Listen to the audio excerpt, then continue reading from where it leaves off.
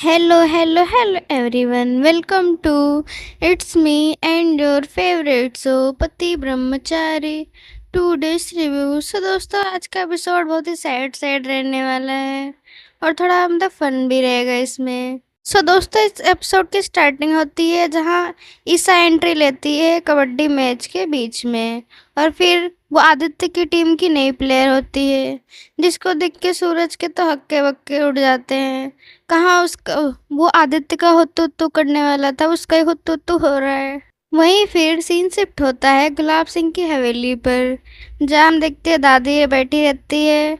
फिर वहीं उसके पास एक पार्सल आता है जिसमें उस पार्सल में काव्या का आधार कार्ड रहता है, जिसे देख के काव्या ईशा की दादी का मतलब कि जो शक होता है वो यकीन में बदल जाता है कि ये तो सच में अरविंद की ही बेटी है।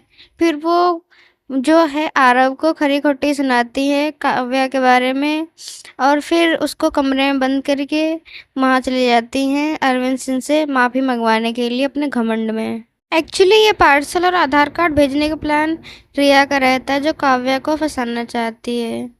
और सच में दादी तो बहुत ही खड़ूस है यार, आप ही कमेंट करके बताएं। फिर सीन शिफ्ट होता है ईशा और सूरज के कबड्डी मैच का। सूरज अपने साथियों को बोल देता है कोई ईशा जी को हाथ नहीं लगाएगा, और फिर मतलब वो प्लेयर्स बोलते हैं कि फिर हम जीतेंगे कैसे। और फिर ईशा कबड्डी कबड्डी बोलते हुए उनकी तरफ जाती है। फ्रेंड्स, मैच तो बहुत टफ लग रहा था, लेकिन सूरज जो है वो ईशा की आंखों में खो गया था, बस उसे देखे ही जा रहा था। इतने में ईशा ने मौका देखा और बंटी को टच कर लिया, फिर जाने लगी, लेकिन सूरज ने ईशा को रुमाल से पकड़ लिया। अब तो ईशा का जीतना मुश्किल लग रहा था, लेकिन ईशा ने अपने मन में कुछ सोचा और फिर ईशा ने सूरज को फ्लाइंग किस दे मारी, जिसके चक्कर में ईशा मतलब सूरज तो मतलब कि उसने रुमाल छोड़ दिया और सारे प्लेयर्स गिर गए, और फिर जो है आदित्य की टीम जीत गई। सूरज तो बहुत खुन्नस हो रही थी, बहुत गुस्सा हो रहा था। वो ईशा की तरफ देखे जा रहा था कि ईशा जी ने ऐसे कैसे कर दिया, उन्होंने चीटिंग कैसे कर ली। और फिर आदित्य की टीम जीत जाती है, इसका घोषणा हो जाती है। फिर सूरज कुछ बोलना चाहता है, वो बोलता है कि अब मैं ईशा जी से कुछ कहना चाहता हूँ। इतने में ही दादी आ जाती है और हंगामा क्रिएट कर देती है, और आते ही बोलती है अरविंद सिंह मांग, मुझसे माफ़ी मांग।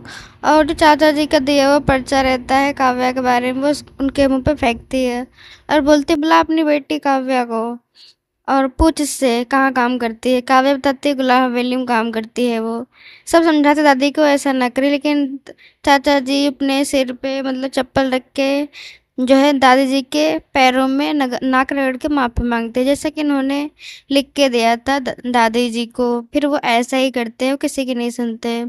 फिर सूरज चिल्लाकर बोलता है कि कोई इतना पत्थर दिल कैसे हो सकता है। और जो है मतलब दादी बोलते हैं कि मैं तो बस तेरे बाप को उसका आईना दिखा रही थी, उसके अभिमान का। फिर वो ये सब बोल के चली जाती हैं। अब काव्या के पापा का उस पर से विश्वास उठ गया था और वो बहुत शर्मिंदा महसूस कर रहे थे अपने आप में। सब उनको उठाते हैं, लेकिन वो सबको धक्का दे के अकेले घर के अंदर जाते हैं। फिर काव्या भी अपने आप को बहुत दोष दे रही थी, बहुत रो रही थी। और फिर सूरज और ईशा एक दूसरे को देखते हैं, और जो सूरज होता है मन ही मन ईशा को ही दोष देता है इन सब के लिए भी। सो दोस्तों, आने वाला एपिसोड का रिव्यू हम कल देखेंगे। Thank you for watching. अगर आपको मेरा आज का एपिसोड का रिव्यू अच्छा लगा हो तो आप मेरे चैनल को लाइक एंड सब्सक्राइब करना ना भूलें। Thank you for watching. घूमे खातिर गाड़ी हीरो होंडा खोजेली, अरे घूमे खातिर गाड़ी हीरो होंडा खोजेली। जब से चढ़ल बा जवानी मोछे मुंडा खोजेली, जब से चढ़ल बा जवानी मोछे मुंडा खोजेली। घूमे खातिर